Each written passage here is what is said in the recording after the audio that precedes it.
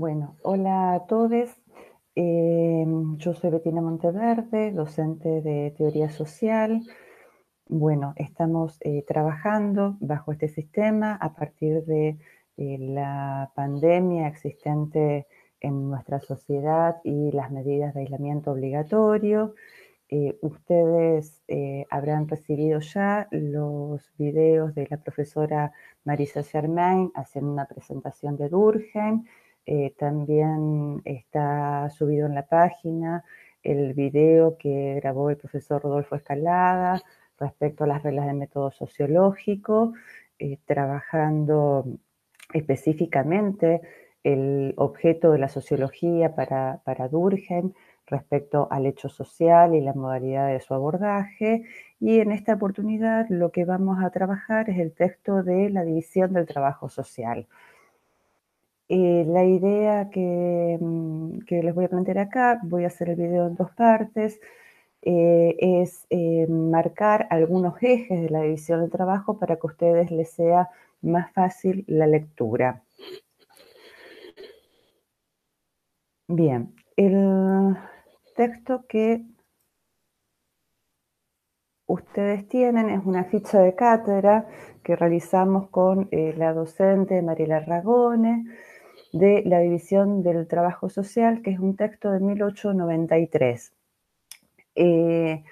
¿Por qué damos este en un segundo momento y no lo trabajamos primero que las reglas del método sociológico que está después en el tiempo? Es justamente porque la regla del método sociológico retoma en algunos elementos que hace a la conformación de la ciencia, de la sociología, en relación a cuál es el objeto y cuál es el método.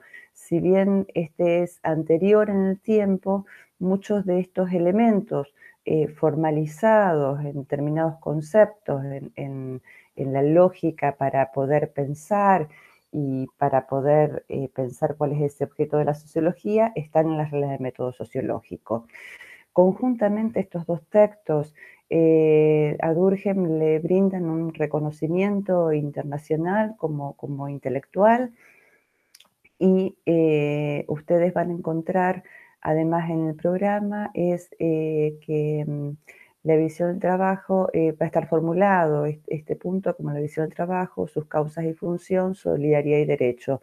Son estos aspectos que vamos a ir trabajando porque en la división del trabajo número 1, él trabaja justamente la función de la división social del trabajo en relación con la solidaridad y derecho, y en el segundo tomo lo que está trabajando Durkheim son las causas.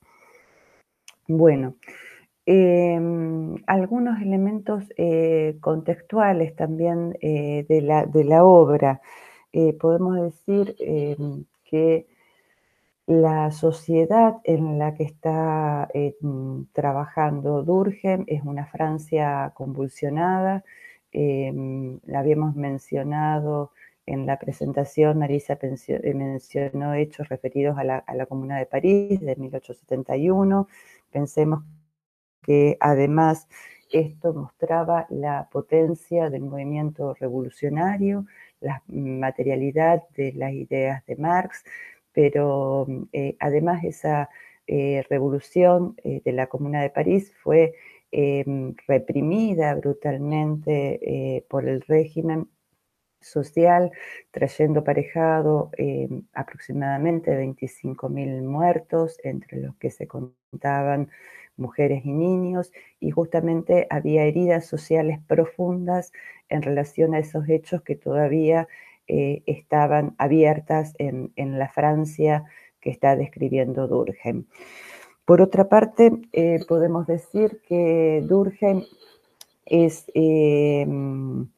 alguien que está preocupado por determinadas problemáticas de esa sociedad, como es el aumento del suicidio, que ya pronto también Fernando está trabajando, Fernando Re está trabajando una grabación sobre ese otro texto que nosotros tenemos, donde también Es una Francia que tiene auge de conflictos laborales y marcadas por un antisemitismo muy fuerte.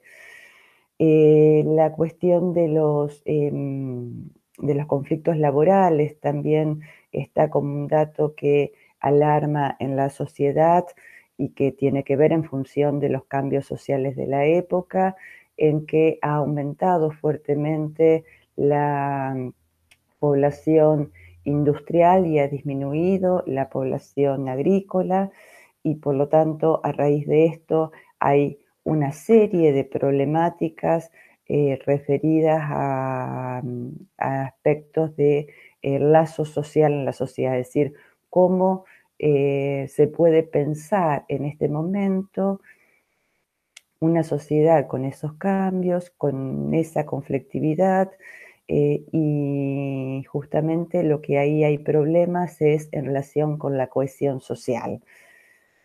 Estos problemas, Durkheim lo aborda en su obra, es un republicano, democrático, liberal, preocupado por esta cuestión social, donde muchas veces se marca como, bueno, a Durkheim también como un clásico y a la vez con una preocupación contemporánea en relación a el abordaje que hay en la problematización de esa relación del lazo social entre los individuos y del individuo con la sociedad.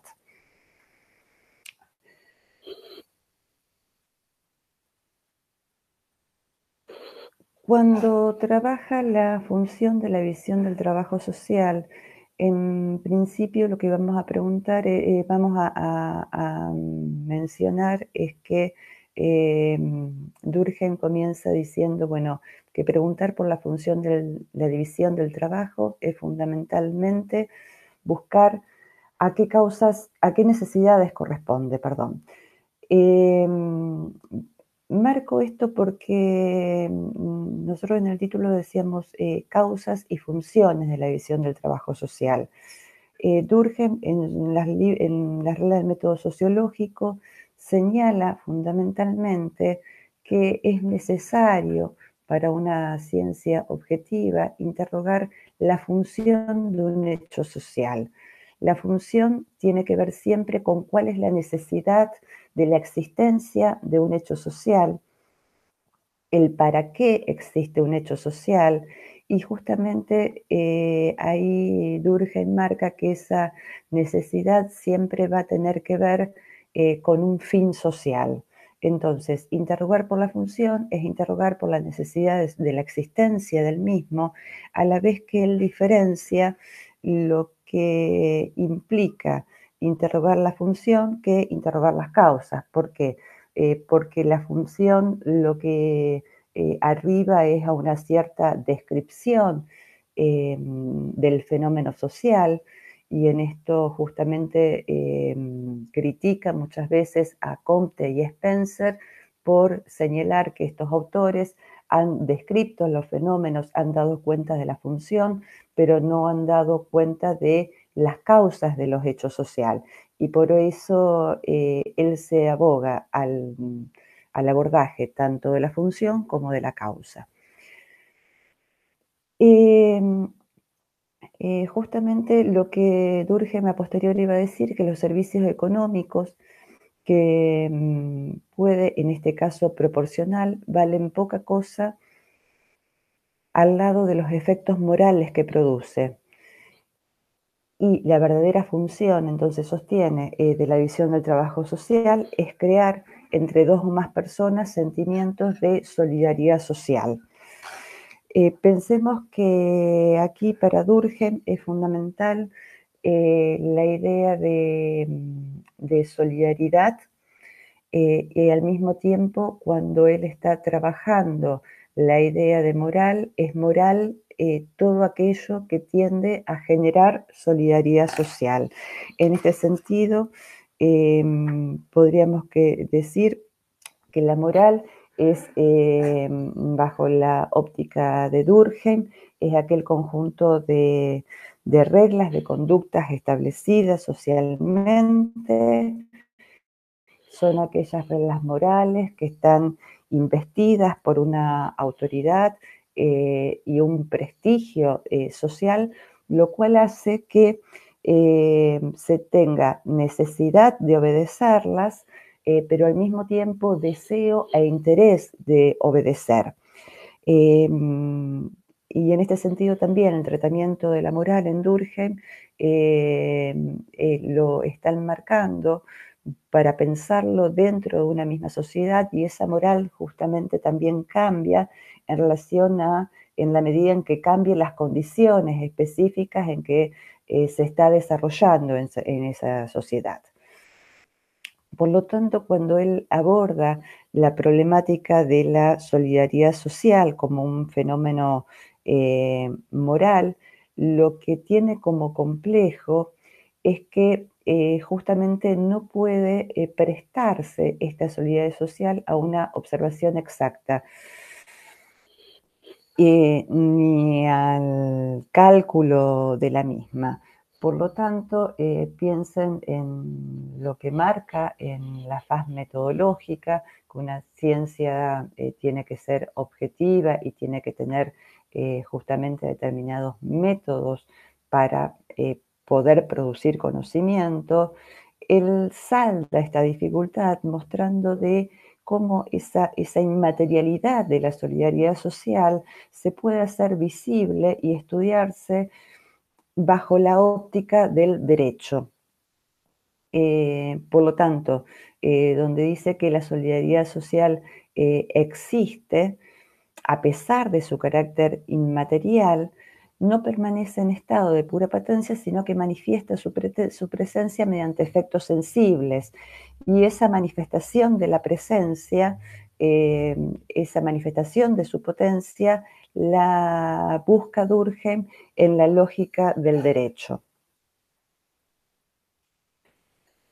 Antes de pasar entonces a ver cómo él está pensando esa vinculación con la solidaridad del derecho, nos conviene pasar a un contexto más amplio para ordenarnos en la lectura, como para ver hacia dónde va Durkheim con su estudio. Él trabaja justamente en relación a dos tipos de solidaridad para pensar también la caracterización de dos tipos de sociedad. En Durkheim lo que tenemos es eh, una formulación de una sociedad arcaica o sedentaria y una sociedad industrial o moderna. Justamente en esa sociedad arcaica, que es una sociedad conformada por diferentes segmentos sociales, con grupos aislados, podríamos decir, pero con mucha cohesión interna, pero aislados entre sí, es la idea de el clan, la horda, lo va a estar tomando cuando analiza la conformación de estas sociedades cementarias simples y compuestas. Durkheim lo que sostiene es que justamente en estas sociedades lo que predomina es una conciencia colectiva y hay un escaso fenómeno de individuación. Es decir, pensemos que la conciencia colectiva para Durkheim se refiere a un conjunto de sentimientos y creencias comunes a toda la sociedad y que une al individuo a la sociedad, que es justamente lo que le hace conformar como sociedad. No sería posible pensar en una sociedad en términos durkheimianos sin pensar en una conciencia colectiva que nos atraviesa a todos como individuos. Ahora, cuando Durkheim justamente trabaja el fenómeno de escasa individuación, es porque allí los individuos son semejantes en sus creencias, en sus formas de hacer y pensar, en sus diferentes tareas. Por lo tanto, esta semejanza los hace a los individuos solidarios y por eso habla de una solidaridad mecánica en relación a que soy solidario con el otro porque en base justamente a las semejanzas.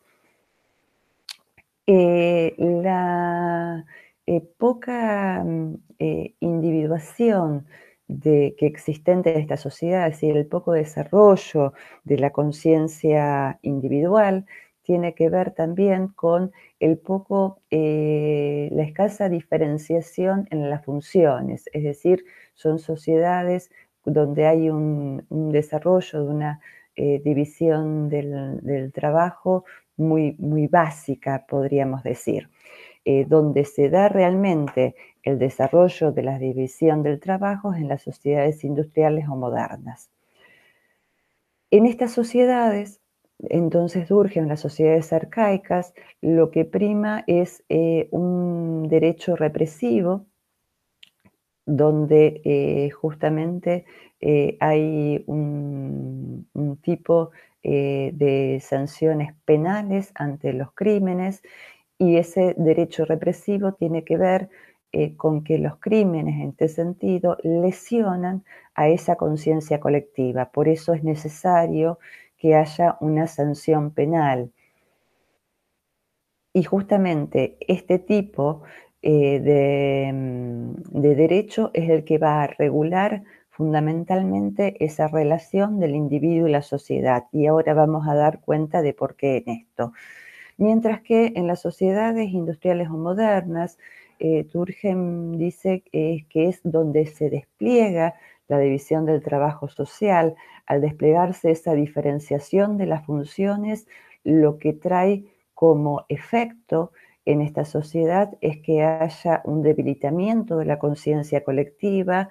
¿Por qué? Porque esa diferenciación en las funciones hace también a aspectos que acarrean procesos de mayor individuación, es decir, mayor desarrollo de la conciencia individual, aspectos que tienen que ver con maneras de hacer y pensar que van a tener que ver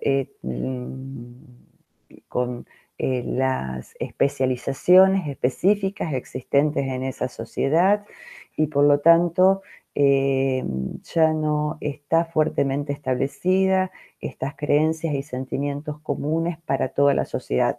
Sin embargo, sigue existiendo, nuevamente repito, no es posible pensar una sociedad sin conciencia colectiva.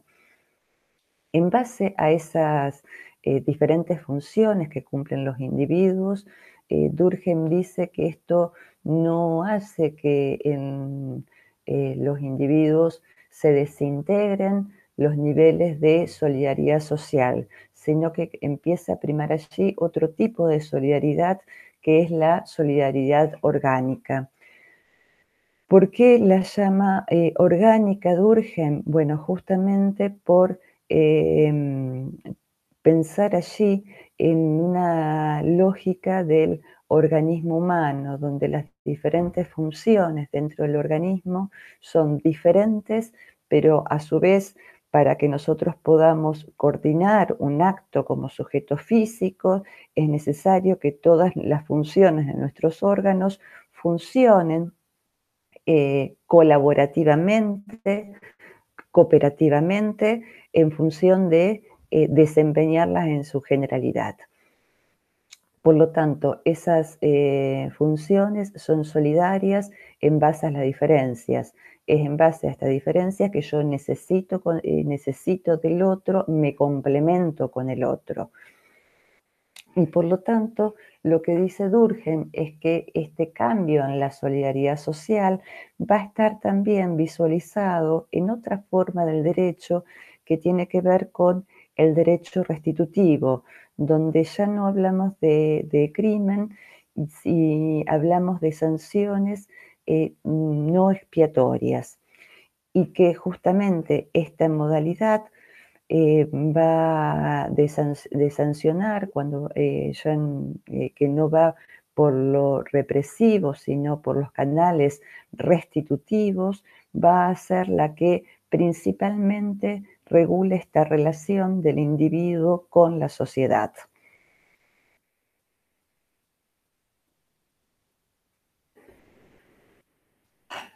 Dicho esto, lo que podemos empezar a pensar son tipos de solidaridad social en relación con los tipos de derechos que enmarca Durkheim en este texto.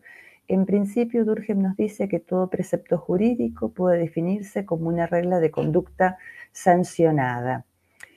Y conviene clasificar entonces a esas reglas jurídicas según las diferentes sanciones a las que para ella va unido. Y por lo tanto lo que establece son dos grandes especies, dos grandes grupos de reglas jurídicas, de acuerdo al orden de un tipo de sanción represivas o sanciones restitutivas. En este sentido, las sanciones represivas para Durkheim implica específicamente aquellas que infligen un dolor o una disminución que se le ocasiona a la gente y que tiene por objetivo perjudicarle en su fortuna, en su honor, en su vida, en su libertad, privarle de alguna cosa que disfruta.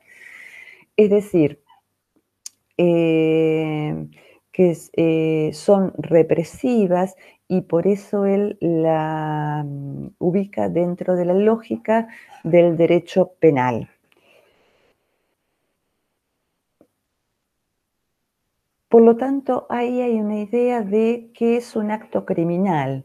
Y fíjense qué interesante, porque acá cuando trabaja la noción de todo un acto criminal, no, Durkheim se corre de las teorías criminológicas del momento para pensar algo de el crimen o el delito como una esencia en sí mismo, sino que un acto para Durkheim es criminal cuando ofende los estados fuertes y definidos de la conciencia colectiva. Entonces, eh, él dice, bueno, no reprobamos un acto porque es un crimen, sino que es un crimen porque lo reprobamos.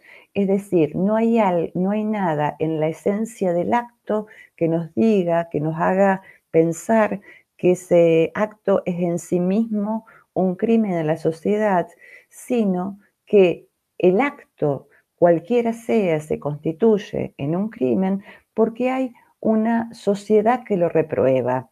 Ahora bien, ¿por qué lo reprueba la sociedad?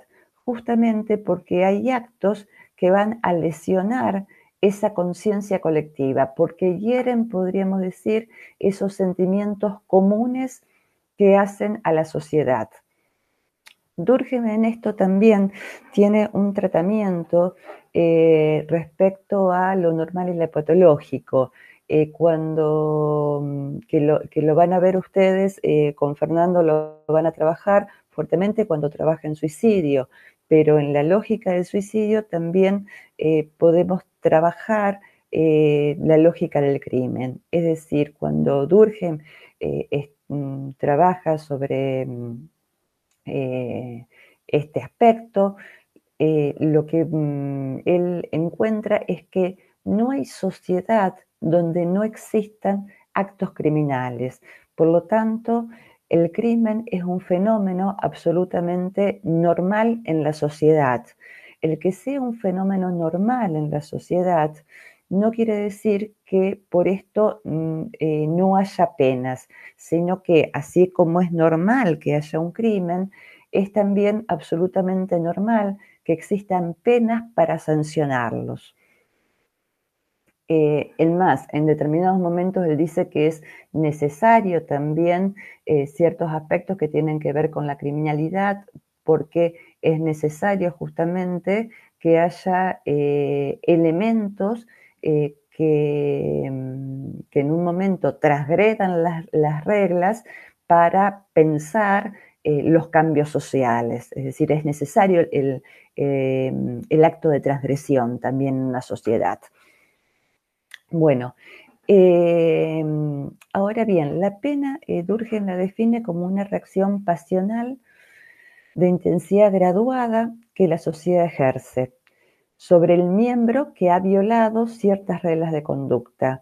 Él también lo toma como, habla de la pena como un sentimiento de venganza y lo que dice que en todo caso con el tiempo lo que está es mejor dirigido ese sentimiento de venganza, pero que no deja de ser un acto de venganza. Y en ese sentido, lo que marca allí es que justamente es un acto de expiación y este acto de expiación tiene que ver lo que se está expiando en ese momento es la lesión realizada a la conciencia colectiva de la sociedad.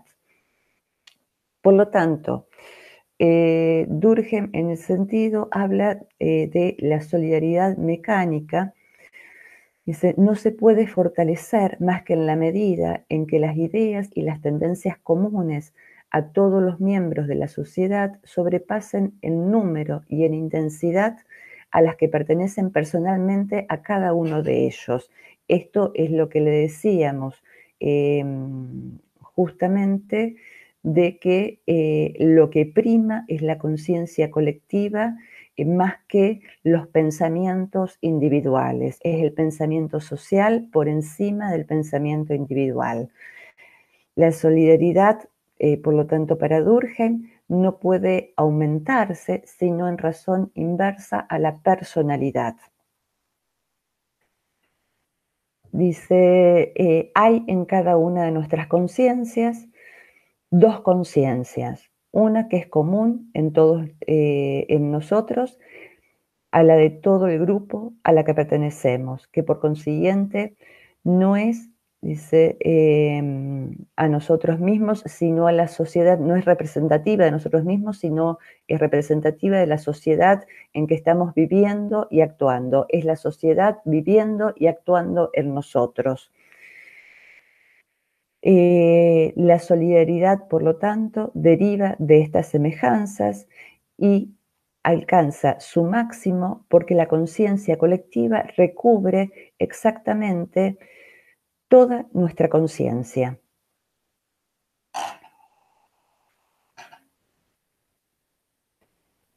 Lo que podemos decir es que, a diferencia de estos elementos, Durkheim va a hablar en otro momento de las sanciones restitutivas, es decir, esto entonces ya hemos enlazado las sanciones represivas con el derecho penal como caracterización de esas sociedades arcaicas.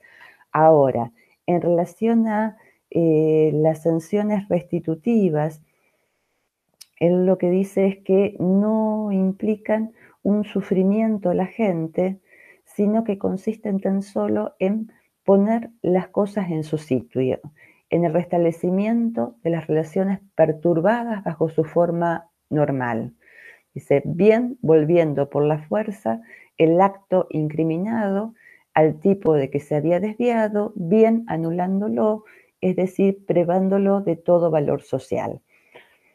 Acá lo que tenemos es que, entonces, la idea es restituir el hecho a sus formas anteriores, a su forma normal anterior. Em, y lo que marcaría Durkheim es que las sanciones restitutivas son extrañas a la conciencia común.